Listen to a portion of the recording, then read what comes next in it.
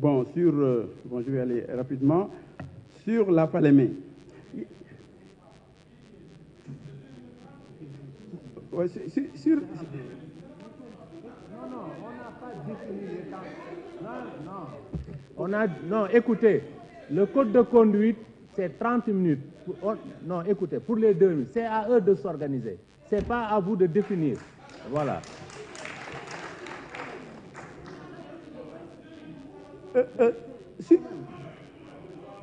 Bon, je vais répondre. Sur la Falémé. Sur la Falémé, bon, moi-même, j'ai été au niveau de la Falémé. Je ne sais pas combien de fois j'ai été au niveau de la Falémé. Il y a l'honorable député Guy Mersagnan qui parlait, qui disait que je m'étais engagé à aller au niveau de la Falémé et que je n'ai jamais été. On peut donner les dates, hein. J'ai été, au moins, on m'a donné des dates, mes collaborateurs m'ont donné des dates, au moins trois fois, je suis allé à la Falémé.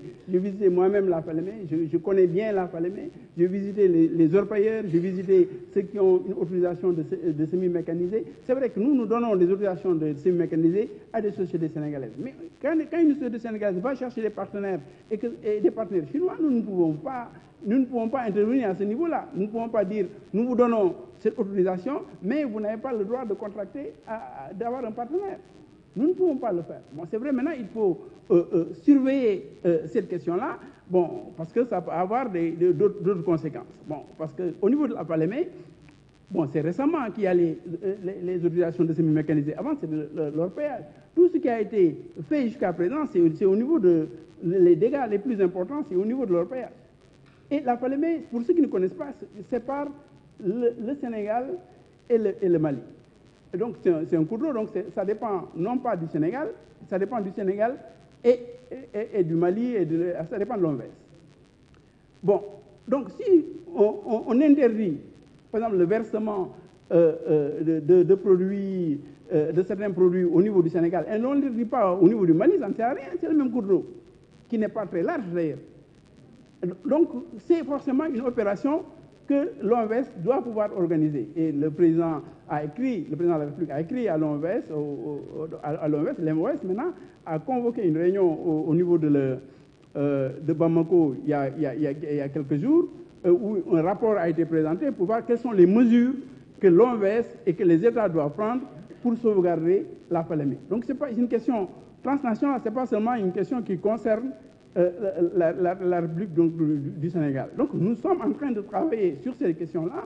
Nous sommes en train de travailler sur leur péage. Nous pensons qu'il faut organiser davantage leur péage. Il faut avoir des produits plus importants. Et je saute sur l'occasion pour parler du comptoir national. Le président de la République a dit aussi que ce n'est pas normal que les bijoutiers ne puissent pas avoir de l'or d'ici.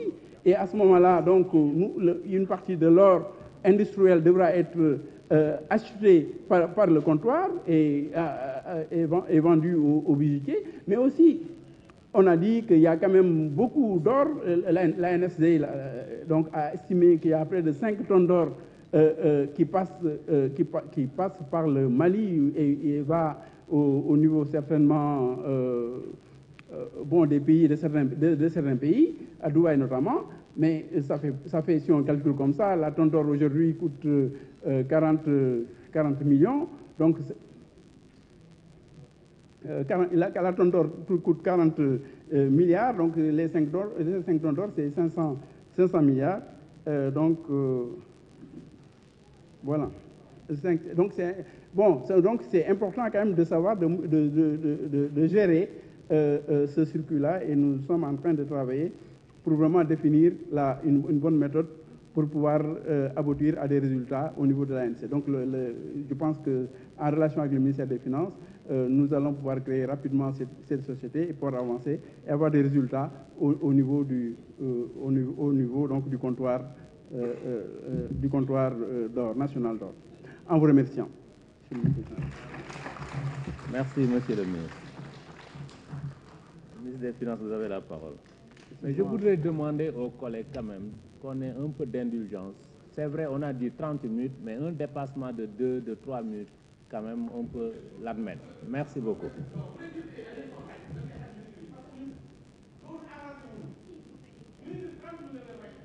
Monsieur le ministre, vous avez la parole. Voilà, merci, Monsieur le Président de l'Assemblée nationale.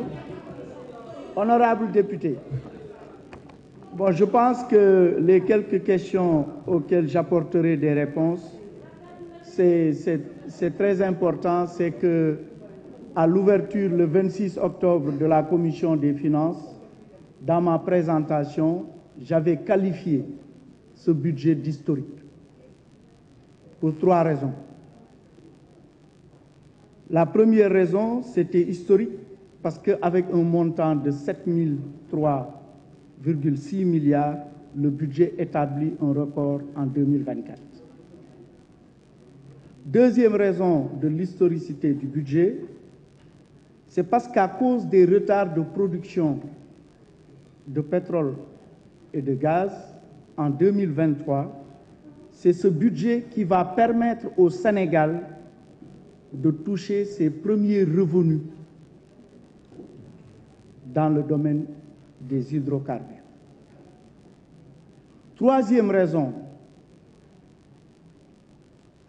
pour laquelle j'avais qualifié ce budget d'historique, c'est parce que c'est la dernière loi de finances préparée